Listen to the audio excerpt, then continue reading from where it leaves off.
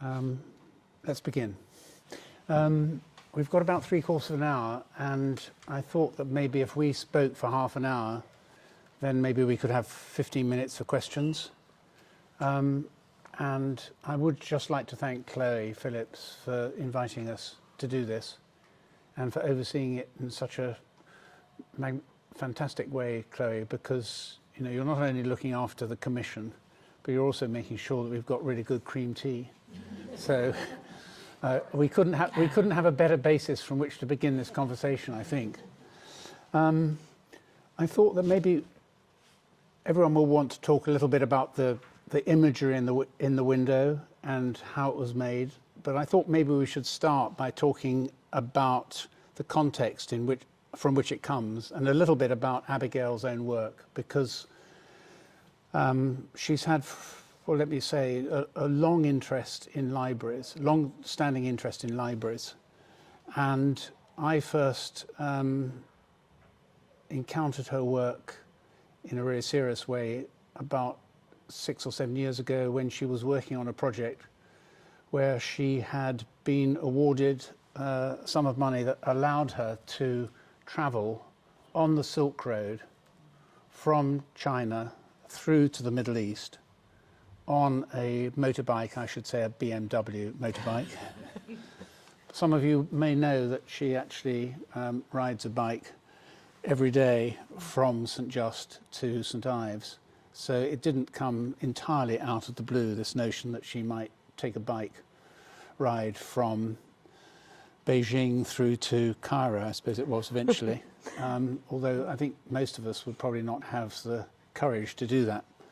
But in any event, the reason that she was on that bike and the reason that she was on the Silk Road was actually to look at the lost libraries on the Silk Road, almost all of which were in their time very, very important libraries, but which have been destroyed and dispersed, which of course is part of the history of many libraries. And we'll probably touch on that when we talk about the Ordinalia, which is that series of medieval mystery plays performed in Cornwall, because the original manuscript for the Ordinalia, which is actually on the screen right now, was housed for 150 years or so in Penryn before the college there at Glasney was dispersed, or well, destroyed and dispersed, and the books were dispersed. So Abigail, tell us about your interest in libraries and when it began and how it developed. Well, thank you. So small starting point. So I have been working with images from books. All my work really, I feel, begins with books and with libraries. So for me, a library is a sort of beautiful sort of utopia of a place, a publicly accessible place where divergent strands of knowledge can come together and be sitting in context together. So a library is also a portrait of a place, and the libraries that I saw along the Silk Road would have been exactly representative of the culture that they were serving. And that's true of even branch libraries in England. The collections in those branch libraries reflect the population that library serves. And the libraries that I saw, some of them, many of those collections predate the use of paper. So the books in those libraries may not have been a codex form, which is what we think of as a book. They may have been scrolls, if they're Roman, or earlier they may have been clay tablets. But just that sense of a kind of set of voices coming together in discourse and in dialogue that can sort of sit together without prejudice, if you see what I mean. So the hierarchy, it's not as if, so in a contemporary library, philosophy can sit next to fiction, which can sit next to science, which can sit next to religion, even though those things may not actually agree. And I think that's a kind of beautiful feeling, and a place like this, which is also a library as well as an archive, is a moment when knowledge can come together and be held for the future and the past. So it's like an axis. So I've always been very attracted to them. And also personally, you know, when I was a child, I lived opposite a branch library, and I could go in there whenever I wanted. And for me, it was like the gates of freedom. I could go in there and read anything I wanted, at any time I wanted, because that was the 70s and libraries were open much more than they are now. And I was partly prompted to make this journey along the Silk Road out of a feeling of anger, actually, when in 2014 funding for libraries began to be eroded and withdrawn, and the libraries were being closed and the opening hours were being shortened. And I just felt, what is lost? It was a question, what is lost when you lose those libraries? And making the journey was a way for me to think seriously about the value of a library, and what is lost when you lose one, and how other things may survive. And yesterday Nick joined a walk that we made around Glasney and Penryn, just thinking about that site which has been lost, and these rare survivors like the Ordinalia manuscript that we were talking about. And I often work with Collage. I've just got to see if the slides have stopped going around, haven't they? Where's Nick? Not this Nick, the other one. You could just grab him. I could try, no. He'll maybe if we just get him, because otherwise it's just stuck.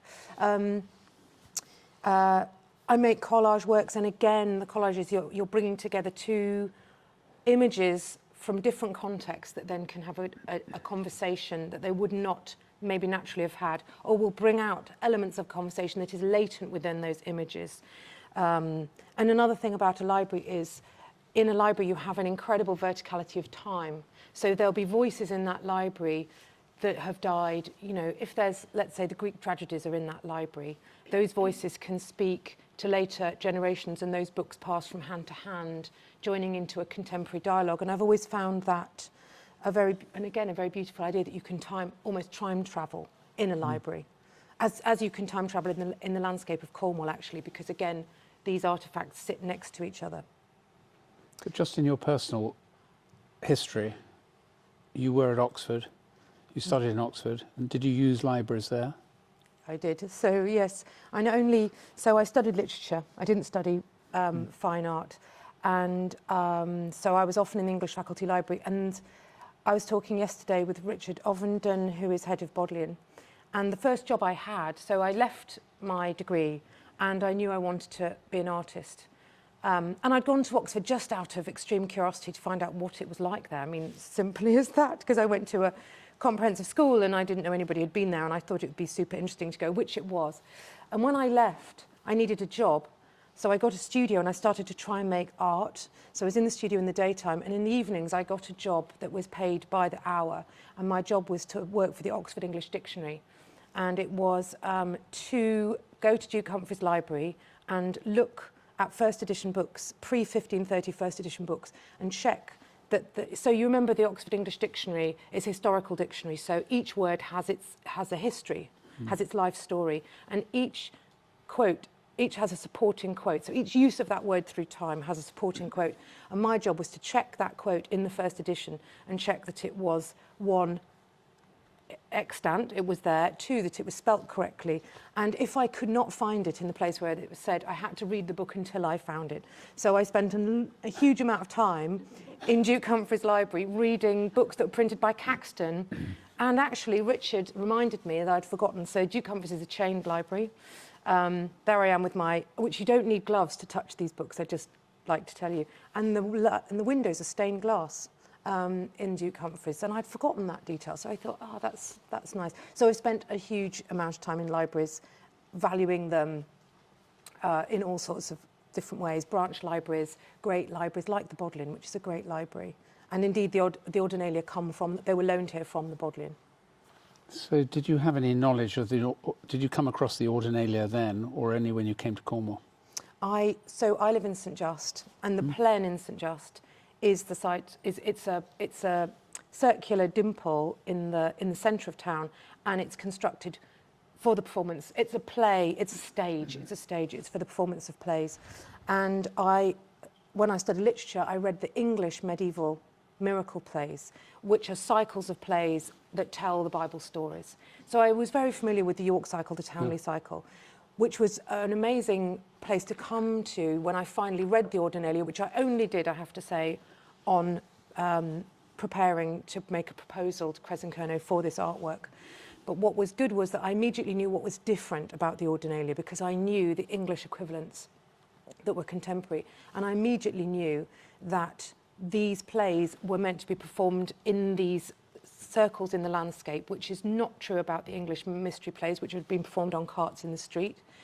And then immediately I was thinking of the other circles we have in Cornwall, the stone circles, for example, and also how that the story of the Ordinalia, the three plays are strung together around the central figure of the tree. And that's just very unusual, and that influence comes to Cornwall from Europe, not from England, because of course Cornwall is an amazing Atlantic hub. So there's knowledge coming not really from England, but from France, from Ireland. And actually when you're in Penrhyn looking out down the river, you really feel, well, there is Europe, you know, you go out on that river and then you're connecting with France and Italy and these different stories coming through.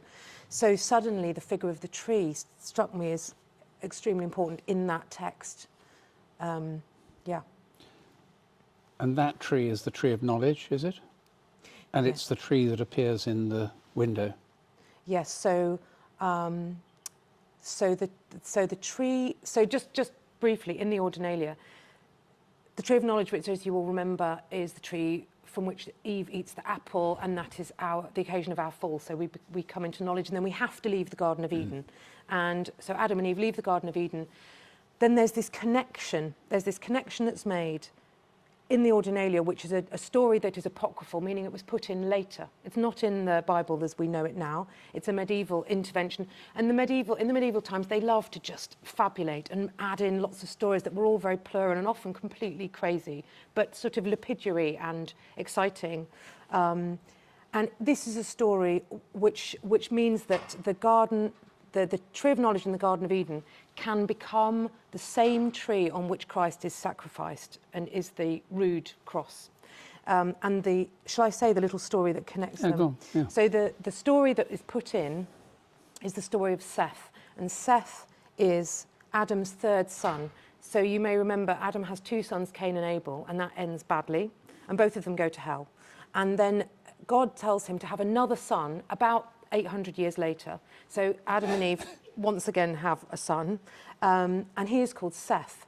And when Adam is ready to die, because he's wearied out by tilling the ground and all the work that you have to do when you're no longer in paradise, he asks Seth to return to the Garden of Eden to fetch him the oil of mercy. So this oil of mercy exists there. And he says to Seth, it's fine, it's easy to find your way back to paradise. You just follow the trail of dead grass that me and your mother left as we walked away. So as Adam and Eve left the Garden of Eden, they left this trail of dead vegetation. So Seth simply follows it back and arrives at the gates of Eden. And he meets there an angel who tells him to look inside. And that's the moment in the window with Seth is standing on one side, the angel on the other with the tree of knowledge. And the angel gives him 3 pips of the apple of the tree of knowledge and tells him that when Adam dies, he must put them under his tongue, which Seth then does. And the trees grow out of Adam's mouth, which might make you think of the Green Man, that pagan figure, also deeply medieval Christian figure that you may find in churches, of a face with foliage growing out of the mouth. And the trees grow, and then the trees become part of Solomon's temple, and then the trees are used... they become the 3 rods of David, and then they go into Solomon's temple, and they have a whole life. And finally, they are dug up and used for the wood for the cross. And what's beautiful about that is there's this absolute cycle around this nature figure, the figure of the tree. And again, I start to think about Yggdrasil, the world tree from Norse myth, or the trees. There are many trees in Greek mythology with golden apples quite often. So it seems to connect very multiply to all sorts of narratives and stories that humans have told themselves over time, but coming into Cornwall in this particular way. So this circle becomes closed, and the means of our fall is the means of our redemption. And the bare idea that Seth, who is immortal, as we are, can look into paradise, that can glimpse paradise, and it is still there for us to somehow perceive geographically and ontologically, just seemed to me such a quite shocking, beautiful idea, and also quite hopeful. You know, maybe we can still glimpse this sense of home or a homecoming, or maybe we can attain these perfect states, but in odd ways. Maybe we're not. It's not completely closed to us. And of course, this story was suppressed by the church because actually, that's, you know, not allowed. We're not allowed. We are stuck here and we will go to heaven and get our rewards, and all of those other stories that come from Christianity. And I'd have to say the window is not really a Christian window. It borrows this Christian story, but I'm really thinking about it much more in terms of a sort of psychological state we might inhabit now, and also putting a tree into the window. I was very aware of thinking about trees now, and I don't know how many people of you come across Entangled Life by Merlin Sheldrake, which was a really popular book from 2019. Before that, The Secret Life of Trees. Yeah. Books and research now we have where scientists are saying that trees connect everything by mycelium. The trees talk to each other through the soil. We're connected with them. Everything is connected, which we believe and we can see. So when we think about trees now, we think of our connection with nature. We think of anthropomorphic climate change. So that's there as a different kind of story, because that was a tree then, the tree of knowledge, and the root cross tree. And now we may, you know, we haven't finished thinking about trees and our relationship to nature.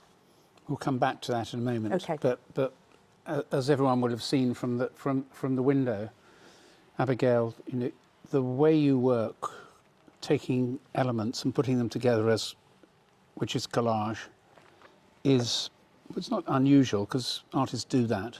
But I just wonder why collage is so important for you, because you've used it in almost all the work you make is in the form of collage. Absolutely, it really is. And I suppose for example, I never take my own photograph. Actually, that's not true. In the window, I did take my own photographs, but I'm not a photographer. And I suppose maybe I read T.S. Eliot too much when I was a teenager, and the idea of we exist in a world of fragments, but we can build them back together. So these fragments that surround us, all of these fragments can be rethought. And I feel like we live in an age where we don't really need any more photographs, but we need new ways to think about what we have. We need new ways to put back together other narratives. And also it's a deep pleasure to bring two unrelated things together to make a third way, a third meaning. And I find a deep pleasure in doing that. So, and actually somebody today said to me, I love the way you've used old and new brought together in your window, because that's what this building is, because this is an old brewery with new elements inserted. And I think we're at a moment when we no longer believe in sort of newness and originality and all of those kinds of things. It's more like a reappropriation and re-bringing together and reconfiguring of speech acts that have been made and decisions that have been made, and you know, finding your place within them now. So, yeah, I never, even when I'm making film work, I think it's collage, or print, it's always collage. It's the way I feel, that's what excites me. And when did you get interested in working with glass? I made a work called The Maidens. When did I make that? Probably 2004. And it was two books brought together, and the books showed Greenham Common Women's Peace Camp action called Embrace the Base, and an image of the Merry Maidens, which is at Beaulay. Actually, there's an image of it in the book. And I brought these two images together, but I felt that the junction, the meeting point, actually there's some Morris dance as well, and there was a junction in the collage, and it needed somehow focus, it needed focus. So I used a piece of tinted glass, and I feel that glass and paper just work as something about that materiality that I really enjoy. Maybe because thinking about books, glass and books have been together for a long time, because spectacles that you would need to read them have been around since the Greeks, so there's sort of, they come together. And then also because I work a lot with photographic imagery, I have a series called The Universal Now, which you know very well. And in that series, I look for images of a monument, photographs of a monument, where the photographer has taken an image from the same viewpoint but at a different time. So it might be that I can bring together an image of St. Paul's that is printed in a book that was printed in 1916, and bring it together with an image of St. Paul's that was taken in 1990, and they can be cut through each other, so they mesh. And doing that, you become extremely aware of how important it is what kind of lens a photographer is using. So if you're taking, you can see it a lot with images of the Queen's residence, which is called Buckingham Palace, because the monument in front of it, if you use a certain lens, you can push it so it looks as if it's almost stuck to the front of Buckingham Palace. If you use a different lens, you can feel the distance between. And depending on the lens, I either can cut them together because they will meet, or I can't. So you become super aware of this little round piece of ground glass, which is the lens between every photograph and the eye, and how important that is and how that shapes our view. So for me, to use glass became a metaphor for thinking about ways of looking and how our looking is always inflected, it's always cultural. There is no pure way of viewing because you come with all of your cultural baggage, which is like lenses and filters between whatever it is you're seeing and your perception of it.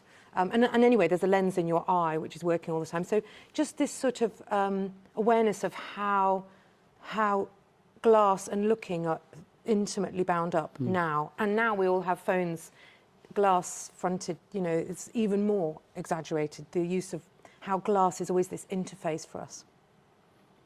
And have you spent a lot of time looking at stained glass? Well, I went to Coventry Cathedral very recently, purposely, because I hadn't seen that contemporary stained glass. Not so much. I did, in this project, go to St Neot, and if you haven't been to St Neot's Church in North Cornwall, it has the most incredible medieval stained glass, perfectly there. It's amazing that it hasn't been... There's an image. Oh. Not Oh, it this wasn't, minute, yeah, I've just it'll missed come round. it. So that's the Plen. This is the Plen in Gwarry that I was talking about. The church in St Neot. And it's wonderful that it's just there for you to walk in and see. It hasn't been taken off to the V&A or somewhere like that. It's still just sitting there. In storage at the V&A. Yeah, exactly, where you can't see it. But and actually, when you look at the glass, because it's been there in St Neot Church since the 1480s, it's being eroded. And actually, if you go outside and look at the glass from the outside, it's really beautiful the way it's eroding. But I suppose I haven't pursued the history of stained glass so much. It's just something that's come to me through a different route. So I'm confusing to glass artists because I'm not a glass artist, and I don't think about glass in the same kind of ways. I think about it much more conceptually, thinking about it as intrinsic to looking, or as a way to focus or think about the act of looking. That's how I use it mostly. Here, I am deliberately referencing medieval glass. In the roundels, or So, more generally? More generally, I suppose, in that this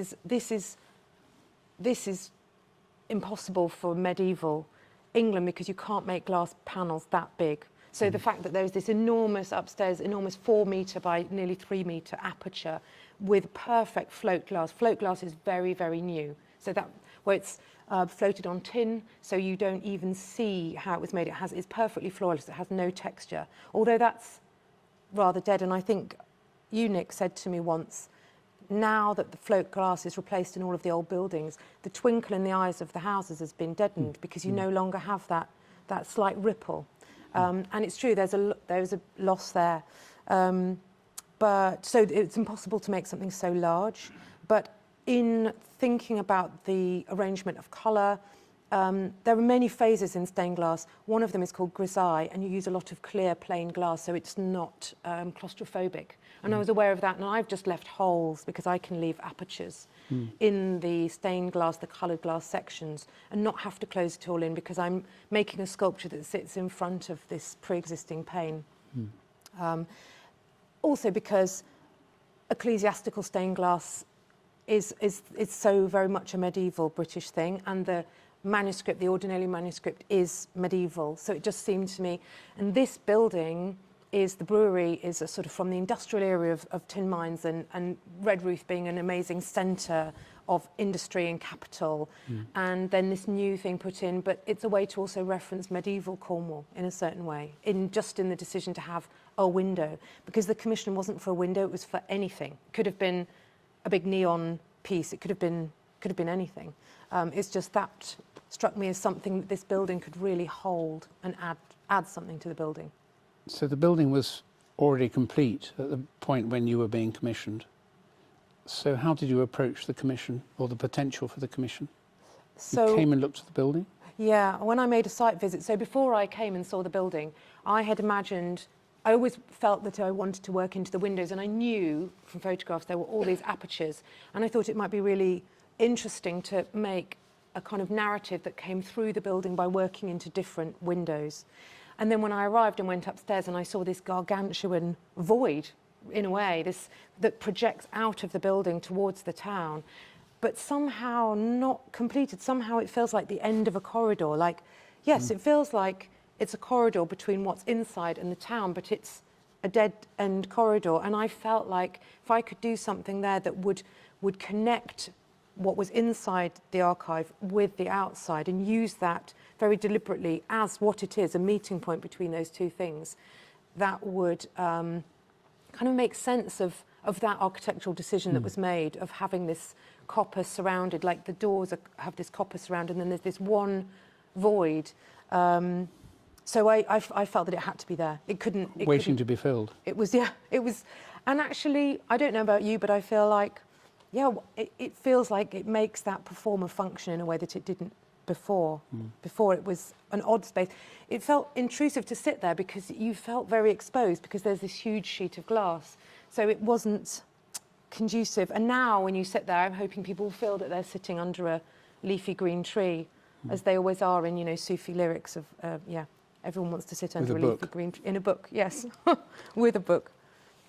You talked about the connection between within the building and outside, and it is striking, isn't it, that you haven't tried to make a glass window that is coloured across the whole surface. You've got, I mean, within the panels there are clear sections, but there are also apertures between the panels. How did that develop for you? And what's the basis of the frame and the shapes in the frame? So I suppose, just thinking about the commission and the sense of what's in the archive, which contains, you know, all sorts of time periods, including the medieval. How then does an archive, which contains these different time periods, resonate with with everyday life, what's going on outside the archive? And wanting to make a second collage of these fragments in conversation with what's going on outside, and wanting to have them as part of the same collage. So if you take a still of it, or you know, as you're looking, there's the living elements going on, and they sit as part of this flat collage with my imagery and the colours. So that always has seemed to me really exciting. And it's not the first time I've done that. I made a work that you've seen at Pier Gallery, which is again a huge window piece where you have coloured glass, which distorts and inflects the street going on outside, which in that case was Hoxton Street. And I just find that really exciting somehow, that interface where those two things come together. And then in terms of the structure, I felt somebody else who might be here said it made them think of this moment in Alice in Wonderland where she throws books up in the air and says words, words, words as the papers flutter down. And so I was very aware of wanting to make abstracted but opening book forms, and thinking about forms of books opening from the archive out towards the world, but also those stories and narratives opening into the archive from the outside, so that it's a hinge point, isn't it? A window is a hinge point, and imagining those books also hinging was something that really excited me. And also, I always work with angles, and you know, I love a clear scalpel line. I love a sharp angle. That's the way I always work. So to bring in these angles just felt really natural to me, and to create those funny off juxtapositions. And then the tricky bit was also working out how it would be strong enough to hold itself.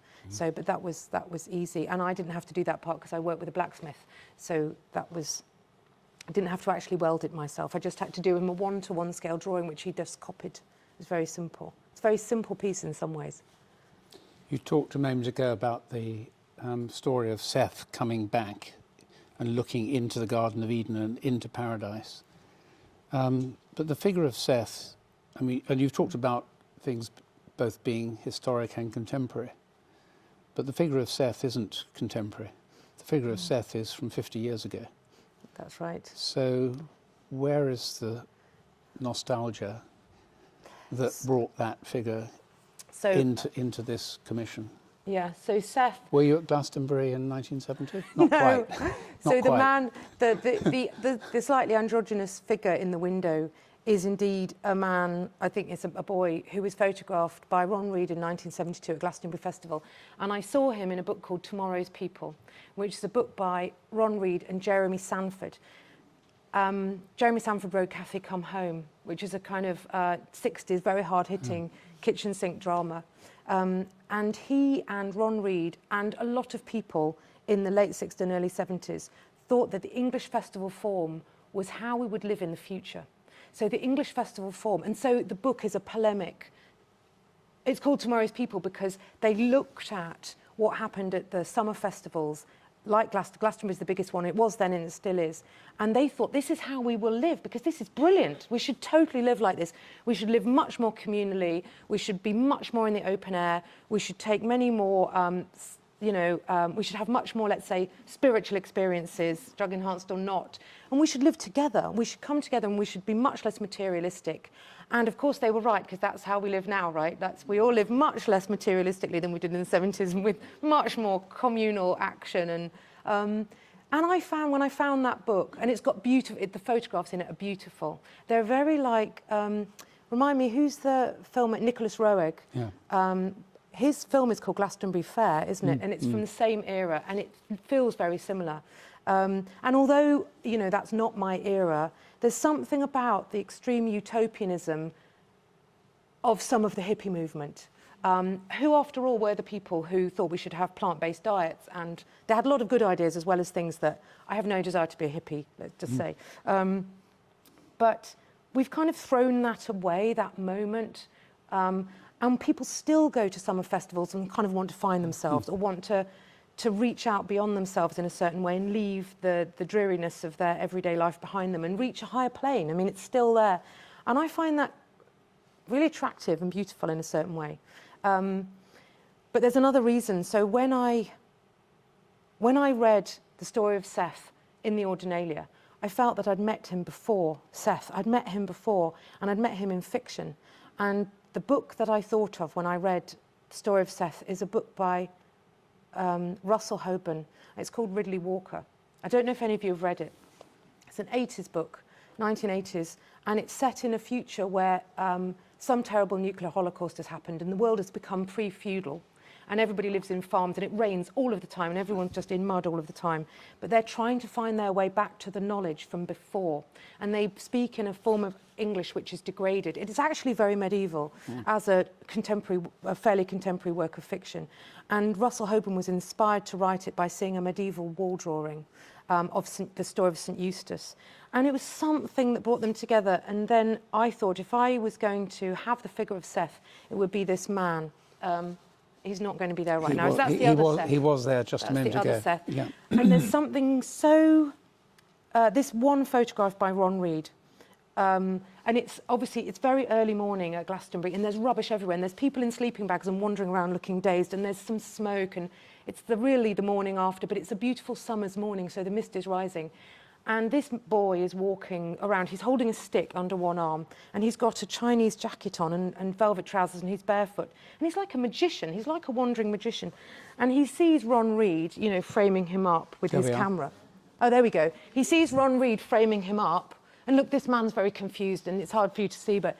And he makes this gesture, and he frames up the camera.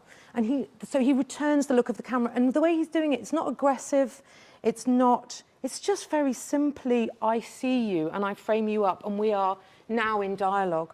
And this act of looking at, it's very unusual that. I've never seen a photograph where, there we go. I've never seen a photograph where somebody makes that gesture. And it's almost like warding off. It's almost like a warding off of something, or protection. But there's something in it that I can't put my finger on, and that's why I like it so much, because I can't completely pin down what it is about his gesture that interests me so much, except for this awareness of that lens, that piece of glass, and his being looked at through it, and the power relation between the photographer and what they're looking at, and the victim or the subject, and how he's just been surprised wandering around and he makes this gesture. And I just thought, he has to be Seth. He has to be Seth. And I was really fortunate that Ron Reid died intestate, and all of his photographs were in a terrible mess and covered in coffee stains and not printed in his flat. And his friend took them on for him, and fortunately talked to a woman called Nikki Akehurst, who then I managed to find, and she let me use that image without copyright for free, which is fabulous and very, very generous. And as you will know, it can sometimes, you know, I'm sure you've... No, it can mean you can't publish a book, yes. Indeed. Yeah. Has that happened to you? Yeah, not quite in those terms, but I want to open it up to questions. But just first, I just want to ask you about the roundels, because were they there from the outset, or did you bring them in because of the practice that you were developing in the studio at Porthmuir? How did they come to be there? So, and why are they there? They're there, I think, for me, they're there for a couple of reasons. One, I like the idea of a disruptor.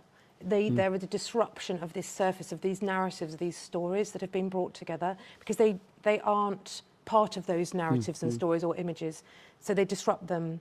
And secondly, because everything in the window, all the images in the window, are narratives of Cornwall, images from Cornwall, thinking about these narratives. And they are not a representation of anything. They are themselves, because they are a glass that I made myself from beach sand and seaweed. And that's the only two things you need to make glass.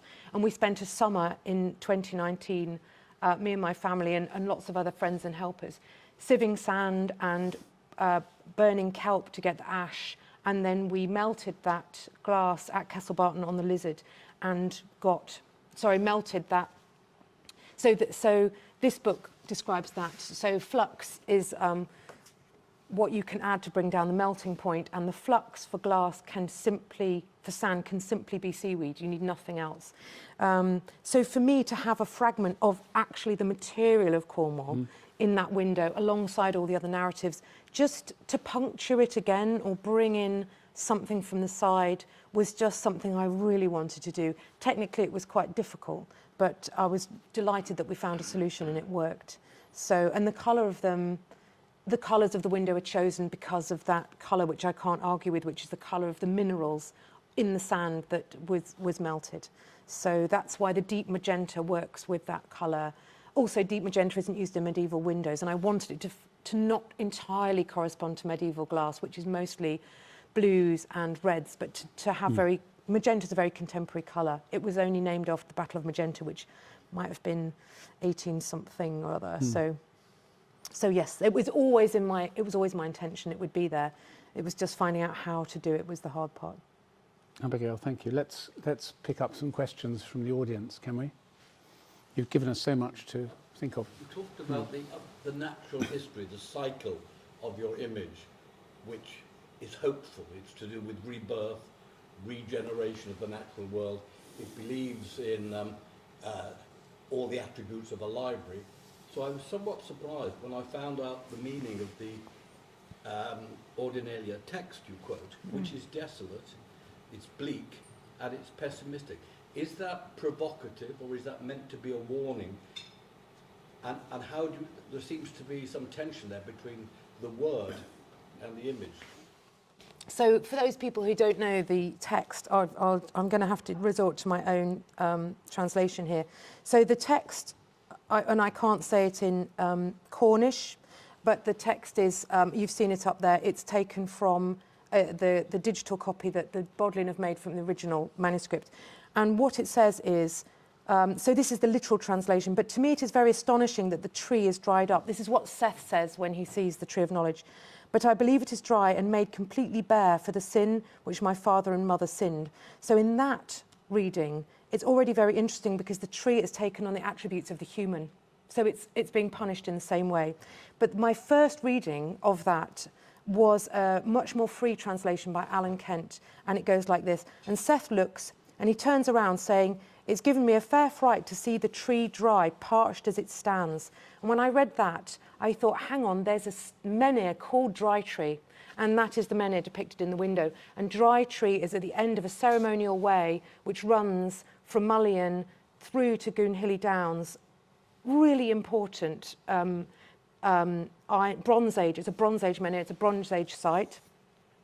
And I thought, that's amazing, because I felt like not only is the writer of this play, the Ordinalia, been thinking about stone circles and the circles of the plain and hill forts and these other circular forms, he's thinking about these Because of course the Bronze Age and Iron Age remains were there for the medieval period, just as they are for us now, and they were sites of power, and they were perplexing and interesting. And I felt like the tree has become a stone, and these stones stand. And I'm very aware that thoughts about Stonehenge are, there is Woodhenge, and Woodhenge was built for the living, because wood is for the living, and Stonehenge was built for the dead, and it was built in stone. And then I went to look at Tretheavy Coit, which has a circular hole in it up to heaven and a door to the underworld in the Coit. And I just felt, you know, yes, it could be pessimistic, because you could entirely read that window and think about climate change and think about the way trees, the way we're impacting on nature, and things are being, are dying. Things are dying because of us. And that's what happens in the medieval, in that story of Seth. The tree is dying because of Adam and Eve, which strikes me as another layer that we can investigate. But for me, it was this moment of a connection of the medieval with the earlier forms. And one thing I love about living in Cornwall is the coexistence, this palimpsest of all of these different cultural forms just coexisting together in the landscape. So, yeah, that's why it's there. And also because it's what Seth says to the angel, and it's between them. He's kind of speaking out to the angel. And we're in an archive, and it just felt really good to have some Cornish, medieval Cornish, literally in the window as a piece of text, rather than to suppress that form. So, yes, thanks for the question, though. Very, very nice. Any other questions or observations? Abigail, you said that I'll come to you. you studied literature at Oxford, and you're living now as a visual artist. How did that come about? Well, I always when I was at school, I was taught rather badly, and I thought art wasn't something you used to think with. I understood literature you used to think with, because we're taught literature very well. You're taught to do close reading of text. But I didn't, and this is really stupid of me, it wasn't until I got to university that I realised you could use art to think with, which is just, how did that happen? But we live in the English, you know, I think English is quite well taught at school. You read the major texts. But when you're at school, you learn to read Shakespeare, you learn to read The Tempest, but you don't learn to read Guernica by Picasso. Nobody teaches you how to read that. So I was very stupid and slow.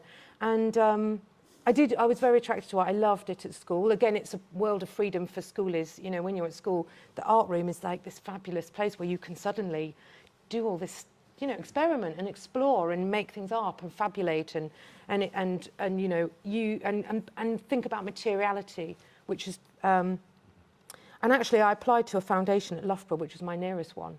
But I also applied to Oxford. I didn't think I would get in.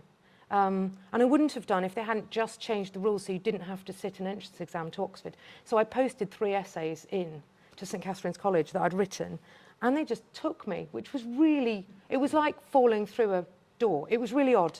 But of course I went. And when I told Loughborough that I was going to go to Oxford, they wouldn't have me. And I thought, oh, okay, fine, I'll just go to Oxford then, and I won't go to and do a foundation. So I never did a foundation.